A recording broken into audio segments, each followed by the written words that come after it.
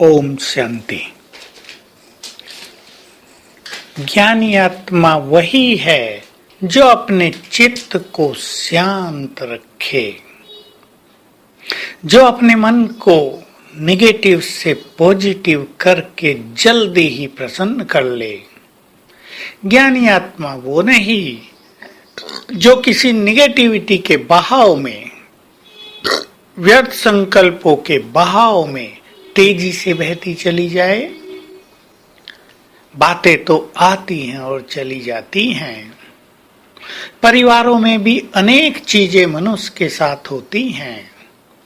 ऐसा तो नहीं होगा कि जैसा हम चाहते हैं वैसा ही सब करें या वैसा ही सब कुछ होता रहे।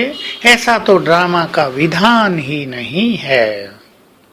किसी के बच्चे निगेटिव हो गए हैं, गलत मार्ग पे चले गए हैं।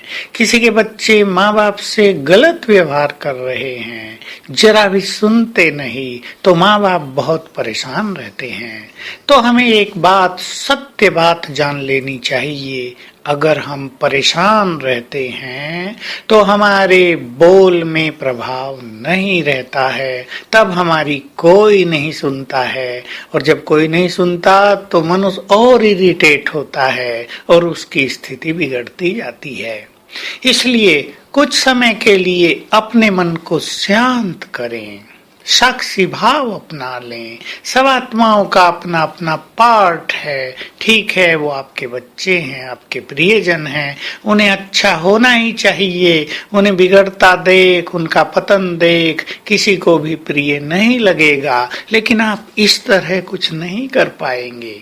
याद रखेंगे, चित्त शांत होते ही परिस्थितियां भी शांत होने लगेंगी। आपकी शुभ भावनाओं में बल तब रहेगा जब आपके विचार महान होंगे, जब आप स्वमान में स्थित होंगे। यदि परेशान होकर आप किसी को अच्छी शिक्षाएं भी देते हैं तो वो शिक्षाएं निरर्थक जाती हैं। सुनने वाला यही सोचता है इनका तो काम ही है बोलते रहना, उन पर इसका कोई प्रभाव नहीं पड़ेगा।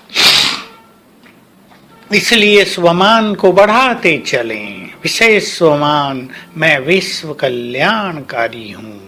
देखिए, जिन्हें विश्व का कल्याण करना है वो छोटे नहीं हो सकते, वो बहुत बड़े होंगे। विश्व कल्याण, मनुष्य अपना भी कल्याण करना नहीं कर पाता है। मनुष्य दूसरे एक व्यक्ति का भी कभी कभी कल्याण नहीं कर पाता है, और हम चले हैं विश्व का कल्याण करने। तो कितनी ऊंची स्थिति होनी चाहिए। हम अपने स्वमान को बढ़ाते चलें, मैं विश्व कल्याणकारी हूँ। दूसरा स्वमान, मैं वही हूँ जिनके मंदिरों में पूजा हो रही है। मैं इष्ट देव देवी हूँ। क्या इष्ट देव देवी को कभी आपने परेशान होते देखा है?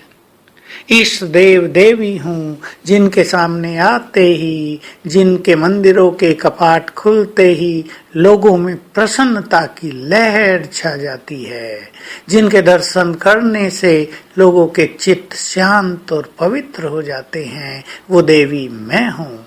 इस स्वमान को बढ़ाएंगे तो आपका मन बहुत शांत रहेगा, और ये जो मन में उथल पुथल होती है, जो बेचैनी होती है, चिंताएं होती हैं कि पता नहीं क्या होगा, ये चिंता समाप्त हो जाएगी। आप इस संकल्प को सदा के लिए हटा दें, पता नहीं क्या होगा।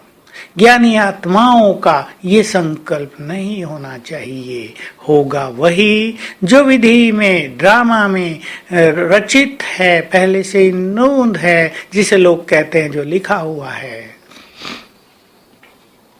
ऐसा अभ्यास करने से अपने चित्त को शांत रखेंगे, और आज सारा दिन एक बहुत सुंदर प्रैक्टिस करेंगे, और वो है बाप दादा का आह्वान। बाबा को निमंत्रण देंगे परम धाम में, और फिर देखेंगे बाबा अपना धाम छोड़कर नीचे आ रहे हैं, ब्रह्मा तन में प्रवेश करते हैं, और फिर दोनों नीचे आते हैं मेरे पास। बाबा मेरे सामने हैं, मुझे दृष्टि देते हैं, और मुख्य अभ्यास कि बाबा ने अपनी 1000 भुजाएं मेरे सिर के ऊपर फैला दी हैं। बहुत सुंदर अभ्यास होगा। जैसे उनकी छत्र छाया, हाथों की छत्र छाया मेरे सिर पर है और बाबा की आवाज सुने, बच्चे तुम चिंता न करो, इन सब का जिम्मेदार मैं हूँ, मैं सब कुछ ठीक करने वाला हूँ, मेरी शक्तियों में विश्वास रखो। ये अभ्यास हर घंटे में 1 बार आज अवश्य करेंगे। ओम शांति।